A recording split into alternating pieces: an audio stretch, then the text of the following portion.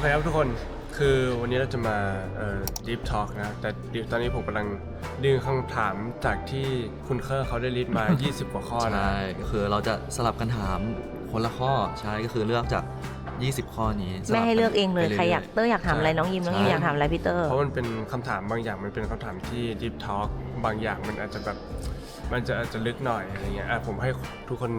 ดูเผื่อว่ามีอะไรบ้างเป็น simple เยอะ นะ มากชึบ เผื่อทุกคนอยากรู้อยากทายว่าเราอยากทายอะไรกันโอเคเดี๋ยวเรามาเริ่มกันเลยนะฮะ ใครจะถามก่อน ติวเตอร์ครับ เธอมีสิ่งที่กลัวที่สุดในชีวิตไหม สิ่งที่กลัวที่สุดในชีวิตเหรอ อืม ถ้าสิ่งที่กลัวที่สุดในชีวิตเหรอก็คือกลัว สัตว์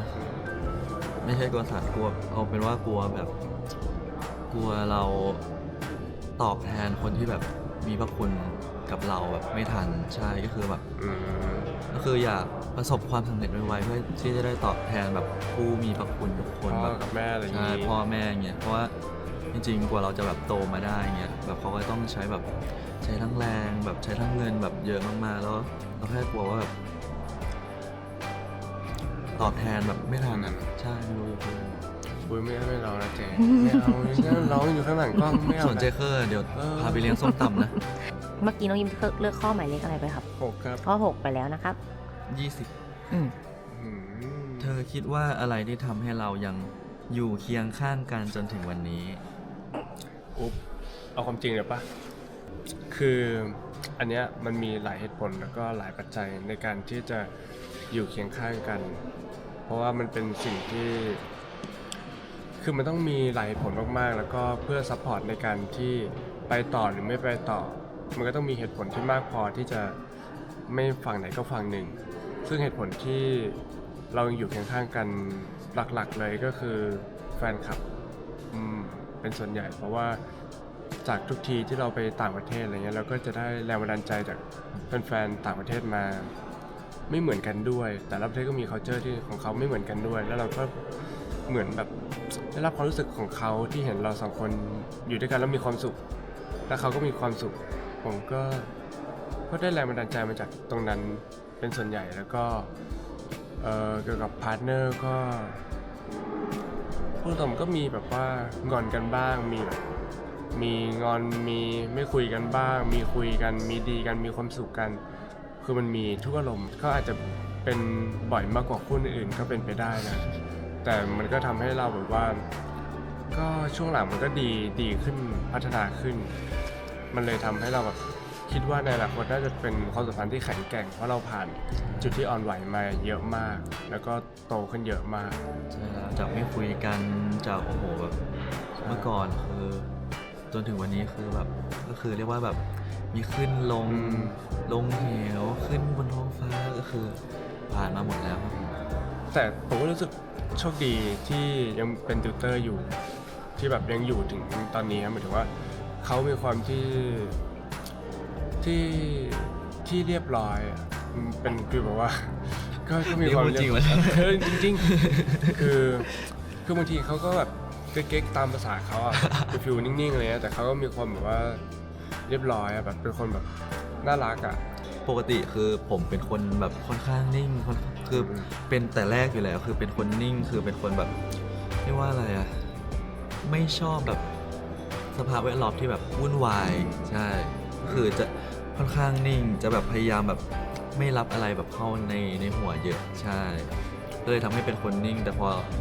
เรามาทำงานในวงการเนี่ยมันก็คือต้องปรับตัวไปตามแบบสภาวะต่างๆต้องอยู่กับแบบคนรอบข้างให้ได้อะไรประมาณนี้ก็เลยแบบต่างจากเมื่อก่อนก็คือแบบดีกว่าเมื่อก่อนเยอะหมายถึงว่าความนิ่งนะใช่ คำถามต่อไปคำถามที่ 19 ครับ ถ้าชีวิตเป็นเปรียบเทียบเป็นหนังเรื่องหนึ่งคิดว่าจะจบแบบไหนในชีวิต นี่คือเราต้องจินตนาการว่าแบบชีวิตเราในอนาคตจะเป็นยังไงให้มันจบแบบไหนใช่ไหม แบบความฝันอะไรเงี้ยแบบว่าเสร็จจากนี้ทำความฝันหรือไปไหนแล้วก็คิดว่าจะค่อยๆลงแบบ อยากให้แบบชีวิตไปสุดทุกอย่างแบบที่อยากทำแบบหมายถึงว่าทำในสิ่งที่อยากทำทุกอย่างอย่างเช่นแบบยกตัวอย่างนะแบบอย่างเช่นชอบดำน้ำ ก็คืออยากให้มันสุดไปด้านดำน้ำทุกอย่างให้แบบให้ทำสุดทุกอย่างจนแบบไม่รู้จะทำอะไรแล้วเบื่อแล้ว แล้วก็จบด้วยที่แบบใช้ชีวิตสงบสุขสักที่หนึ่งอยู่เงียบๆแล้วก็แบบทำอะไรที่ชอบชิวๆก็คือแบบจบที่แบบความสงบ คือคำถามทั้งหมดนี้เป็นคำถามเกี่ยวกับคู่หลัก ซึ่งเจเอามาบอกว่าเอามาจากเว็บไซต์คู่รัก จริง อ่ะ เป็นคำถามที่บางทีคนเป็นคู่รัก อันนี้ไปอ่านมาอันนี้ซีเรียสนะคำถามที่บางทีคนเป็นแบบเป็นแฟนเป็นคู่ชีวิตกันหรืออะไรไม่เคยแบบคุยกันอะว่าจริงๆแล้วแบบเราอาจจะไม่รู้เลยว่าจริงๆว่าคนที่เรานอนด้วยอยู่ทุกวันข้างๆเราเป็นสามีเราเลยอะเขากลัวอะไรที่สุดในชีวิต หรือเขามีความต้องการอะไรลึกๆในใจอะไรเงี้ยหรือเขามองว่าตัวเองบั้นปลายแล้วอะจะมีหรือไม่มีเราไม่รู้แต่หมายถึงว่าบั้นปลายเขามองภาพตัวเอง ยังไง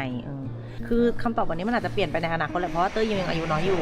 แต่แม่แค่ตัวแม่เองก็อยากรู้ว่าเต้ยยิมคิดยังไงกับชีวิตตัวเองกับตัวเอง ไม่รู้ไปทำไม แม่คิดเสือก นี่ไงตัดลบเลยนะ ข้อ 15 นะทุกคนบอกว่า ก็คือยิมมีความฝันอะไรที่ยังไม่ได้ทำอยู่ไหมเอาแบบเอาข้อที่แบบ ไม่ได้ท เอาข้อที่แบบอยากทำมากที่สุด ำข้อที่อยากทำมากที่สุดตอนนี้มีแข่งรถที่ในสนามแล้วก็ท่องเที่ยวใช่2 อย่าง ก็คือแข่งรถนี่คือแข่งระดับแบบ อาจจะ เป็น ไม่ได้เป็นนักแข่งมืออาชีพเพราะว่าตอนแรกก็คิดหวังอยู่ แต่ว่าพอนึกไปนึกมาโหวันนี้แข่งโกคาร์ทมาตั้งแต่เด็กแล้วจะเอาอะไรไปสู้กับประสบการณ์เขาตั้งแต่แบบคือเขามีประสบการณ์มากกว่า จริงๆมันมีปัจจัยหลายอย่างนะ ใช่ มากที่แบบการจะไปถึงจุดนั้นคือ มันต้องมีทั้งแบบประสบการณ์ต้องมีทั้งแบบเงินทุนด้วยอันนี่สำคัญมากใช่เพราะว่าถ้าไปถึงระดับนั้นนะเงินน่าจะแบบต้องเยอะมากๆ แล้วก็ที่ตอนแรกที่วางแผนว่าปีนี้จะเริ่มแบบเรียนหรือเริ่มแบบมีโอกาสก็จะแข่งอะไรเงี้ยแต่ว่าผมไปปรึกษาเขาแล้วเขาเหมือนเป็นฟีลว่าคือสอนเขาเป็นนักแข่งแบบระดับต้นประเทศเลยเขาสามารถสอนได้ แต่ว่าทีมอ่ะเขาสามารถช่วยหาทีมแข่งรถให้ได้เพราะตอนแรกคิดว่าโอเคถ้าเกิดเราแบบเรียนกับเขาเราอาจจะได้แบบเป็นลูกมือของเขาแล้วก็อาจจะแบบอยู่ในทีมเขาอะไรเงี้ยแต่ถ้าพอเขาบอกมาก็เลยอาจจะคิดว่าโอเคเขาคงแบบไม่ได้แบบให้เป็นลูกทีมเขาคงจะแบบช่วยแบบว่าให้แบบจัดหาทีมให้แล้วก็คือการหาทีมอ่ะไม่ต้องจ่ายเงินให้เขาซึ่งใช้เงินเป็นล้านอ่ะในการแข่งครั้งหนึ่งรถต่างๆเซอร์วิสเปลี่ยนทุกอย่างทุกครั้งอะไรเงี้ยซึ่งมันใช้เงินเยอะมากผมก็เลยคิดว่าเรามีเงินมากกว่านี้อะไรเงี้ยคงจะแข่งหรือว่าคงจะขับ แต่จากที่ฟังมาเอาจริงๆแค่โกคาร์ทอะยังใช้เงินแบบเยอะมากนะ แต่ถ้าไประดับแบบรถยนต์จริงๆแล้วแบบ รถยนต์ น่าจะโอ้โหน่าจะหลายล้านนะ เป็นล้านเพราะมันต้องเปลี่ยนอย่างเช่นเราเอารถเข้าศูนย์ใช่ไหมแบบ6 เดือนครั้งอะผ้าใบเบรกอะไรยางรถโอ้อันนี้มันต้องเปลี่ยนทุกครั้งที่เล่นที่ขับอะไรอย่างเงี้ย น้ำมันยางรถ อืม โอ้โหน่าจะ ใช่ เนี่ยฮะก็เจซัพพอร์ตเหรอ ก็ฝาก มันก็ลังขำว่าตอนพี่ๆนั่งดูเขาคงแบบไปถึงผ้าใบเบรกแล้วไปแบบ ดีจริง ลึกไปถึงห้องเครื่อง ลึก แต่ก็คืออันนี้แหละของฝันของน้องยูที่ยังไม่ได้ทำเลยอะ แค่ ค่ะ โกคาร์ทรอบหนึ่งก็เป็นแสนนะที่ได้ยิน เดี๋ยวไปเล่นแถวพระราม9กับแม่ก่อนได้ไหมลูก หนูเล่น ครั้งละ300 เมืองทองครับ เออ อันนี้แหละเรามาเข้าเรื่องความสัมพันธ์ ความสัมพันธ์แบบไหนที่คิดว่าเป็นรักแท้ เอาแบบคู่รักนะไม่เอาแบบเพื่อนแบบพ่อแม่นะ เออ คิดว่าก็คือน่าจะที่สำคัญที่สุดก็น่าจะเป็นความเชื่อใจกัน คิดว่า ไว้ใจ ถ้าแต่ละฝั่งแบบไม่มีความเชื่อใจ ไม่มีความไว้ใจกันก็คือ มันน่าจะเป็นความสัมพันธ์ที่แบบน่าจะอึดอัดมากๆเนี่ยก็คือในเมื่อแบบเราไม่ไว้ใจเขาไม่ไว้ใจเราเนี่ยคิดว่ามันมีแต่จะแบบเอาคืนกันอ่ะคิดไหมก็คือแบบ แต่คนต่าง มีความแบบไม่ยอมกัน อืม ใช่ก็น่าจะเป็นความสัมพันธ์ที่อึดอัดแล้วก็คิดว่าความสัมพันธ์ที่คิดว่ารักแท้น่าจะยอมทุกอย่างแบบให้กันได้แบบ ก็คือต่างฝ่ายต่างยอม ใช่หมายถึงว่า ปล่อยผ่านให้ได้อะไรที่มันไม่ได้ดักเกินไป ใช่หมายถึงว่ายอมแบบเรียกว่ายังไงดีเสียสละทุกอย่างเหรอ เข้าใจไหม ไม่ได้เชิงเสียสละนี่ผมยอมนะครับ ผมยอม เสียสละแบบให้กันอะไรให้กันได้อย่างเงี้ย มันก็คือทั้งสองฝ่ายหมายถึงว่า มันก็ต้องมีทั้งสองถ้าฝ่ายใดฝ่ายหนึ่งทำแบบอย่างเดียวมันก็ ถึงแม้จะรักมากแค่ไหนมันก็ต้องเขาอีกฝ่ายหนึ่งก็ต้องมีความ ใช่ รู้สึกอยู่ ใช่ แล้ว ก็คือแบบต้องมีความเชื่อใจกันใช่ก็ได้สำคัญที่สุด แค่นี้ ช่วงเวลาที่รู้สึกว่าเป็นตัวเองมากที่สุดในช่วงเวลาไหน ช่วงเวลาไหนที่เป็นตัวเองไว้ ใช่แบบตอนไหน จริงๆก็เป็นตัวเองทุกช่วง แบบเช่นแบบอยู่ใน ก็ต้อง ห้องนอนอาบน้ำ ต้องอยู่คนเดียว คิดว่าถ้าเอาแบบเป็นตัวเองมากที่สุดคือ แบบไม่ได้มีใครอยู่ด้วย เพราะว่าเราไม่ต้องได้เทคแคร์คนอื่นหรือไม่ต้องแบบตามใจเหมือนที่ทิเตอร์บอกว่าต้องแบบยอมหรืออะไรเงี้ยเวลาอยู่คนอื่นมันก็ต้องแบบยอมบ้างเขาอาจจะชอบแบบนี้คนอาจจะชอบแบบนี้อะไรก็ต้องแบบสลับกันยอมบ้างอะไรเงี้ยช่วงเวลาที่เป็นตัวเองมากที่สุดคือช่วงที่อยู่คนเดียว ถ้าเราสองคนต้องไปอยู่เกาะล้าง สิ่งเดียวที่สามารถเอาไปได้จะเอาอะไรไป สมมติว่าไม่มีทางที่จะออกมาได้เลยนะ สิ่งเดียวที่เอาไปได้ ทุกคน เป็นไงล่ะเขาบรรเลงเพลงให้เราสอง ไม่ ค ใช่ น เขานั่งไอ้นี้ข้างล่างอยู่พอพอให้ดี มันได้มันไม่ได้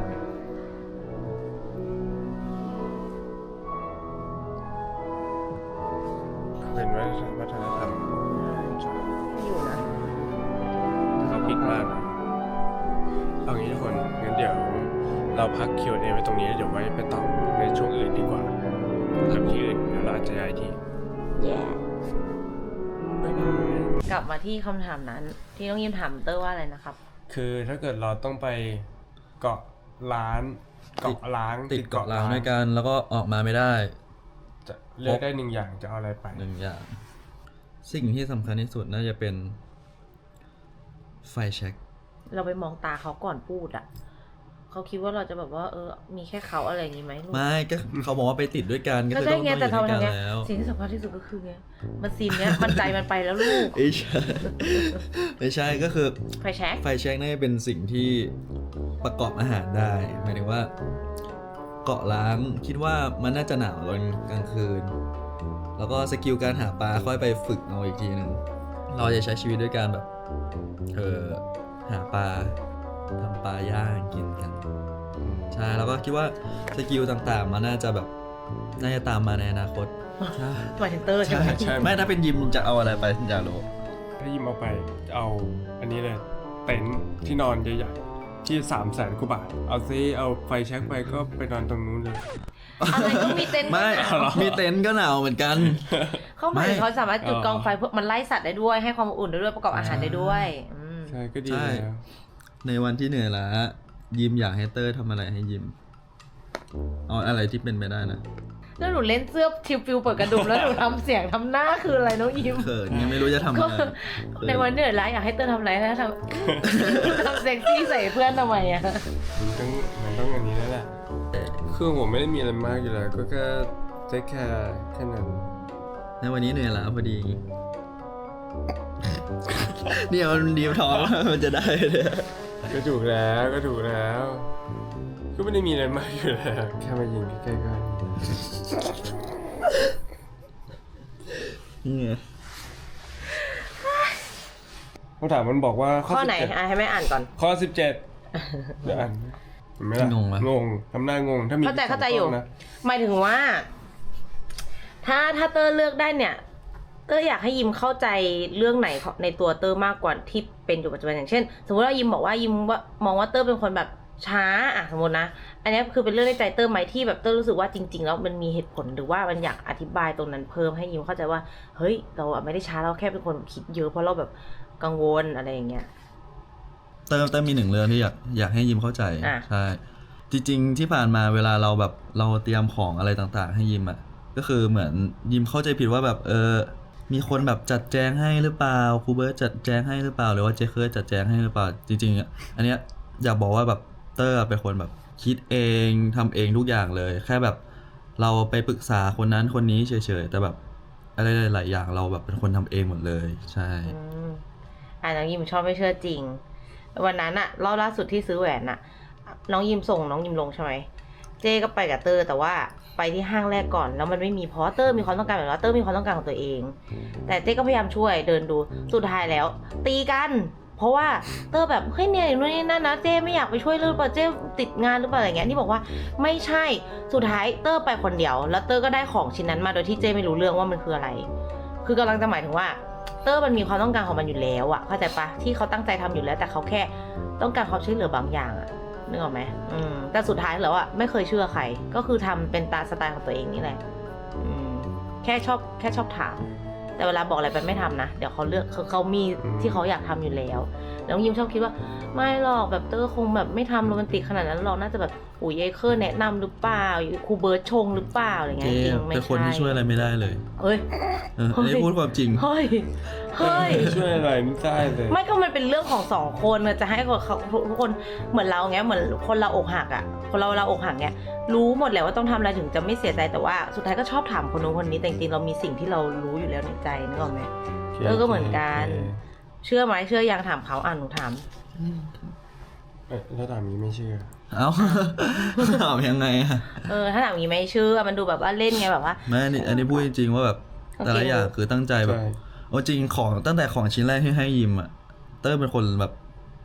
เป็นคนตัดสินทำเองทุกอย่างไม่มีใครแบบมาบอกว่าต้องให้ยิมเนี่ยตั้งแต่แบบเสื้อตัวแรกที่ให้อันนี้พูดความจริง เธอเคยรู้สึกว่าความรักเป็นเรื่องซับซ้อนไหม หมายถึงว่าคำว่าความรักเนี่ยมันซับซ้อนไหมสำหรับยิม ใช่ รักได้ทุกประเภทเลยรักพ่อรักแม่มันซับซ้อนในความรู้สึกอะคำว่าเวลาเรามีความรักเนี่ยไอ้คำว่ารักมันซับซ้อนไหมสำหรับยิมอย่างเช่นยิมรักใครแล้วรักเลยรักก็คือรักมาบางคนคิดอย่างนี้หรือบางคนก็บอกไม่การจะรักใครสักคนมันต้องแบบมาจากอะไรสักอย่างอะไรเงี้ยหรือว่าไม่แค่รู้สึกรักก็คือรักเลยอะไรอย่างนี้ ใช่ สำหรับ เป็นยิ้มง่ายรู้สึกรักคือรักเลย ถ้ารักคือรักอะไรคะ เหมือนถ้าเกิดรักก็รักไง ก็มองกล้องทำไมล่ะ ก็เล่าให้ทุกคนฟัง เนี่ย ไปชงชาอีกแก้วหนึ่งเชื่อแม่วันนี้อารมณ์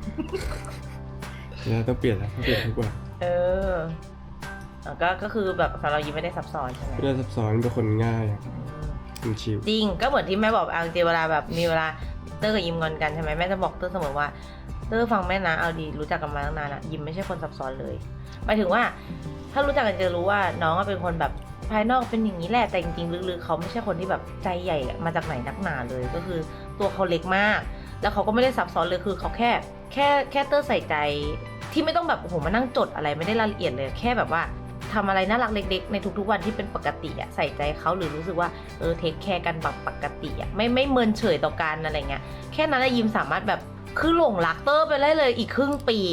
นิดเดียวใจไปเลยเพราะงั้นเนี่ยจะพูดตลอดถูกไหมเตอร์แม่บอกตลอดนิดเดียวเห็นไหมเพื่อชงชาแก้วเดียวอ่ะเตอร์เป็นไงไปซื้อชา นี่เลย ถามขอสะบัดหน้ามาแล้วยิ้มเอา ถ้าย้อนเวลาไปได้อยากเปลี่ยนแปลงอะไรในชีวิต อันนี้จริงๆผมเคยตั้งคำถามอันนี้กับตัวเองแบบบ่อยมากๆแบบถ้าย้อนไปได้จะแบบจะอยากเปลี่ยนอะไรสำหรับเตอร์ไม่อยากเปลี่ยนอะไรเลย